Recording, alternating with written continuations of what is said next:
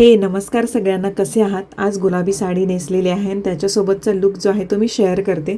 Makeup long lasting राहावा याच्यासाठी मी काय करते, सगळ्यात तर आधी भरभरून मॉइश्चरायझर लावते आणि सनस्क्रीन लावायला विसरत नाही.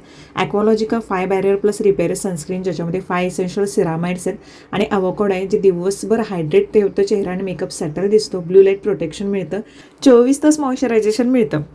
SPF 50 प्लस PA 4+ आहे. Light weight, quick absorbing, non grease आणि व्हाईट कास्ट अजिबात राहत नाही.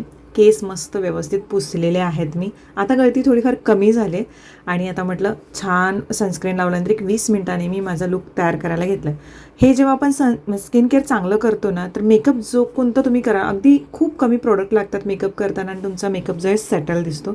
हा ब्लाऊज ह्या साडीवरचा नाही आहे, कोणत्या साडीवरचा हे तुम्हाला चांगलं माहीत आहे. मेकअप लुक कसा झाला हे मला कमेंट सेक्शनमध्ये नक्की सांगा. सनस्क्रीन टॅग केलेला आहे, त्यामुळे बघायला विसरू नका. नेक्स्ट टाईम भेटते. Bye bye.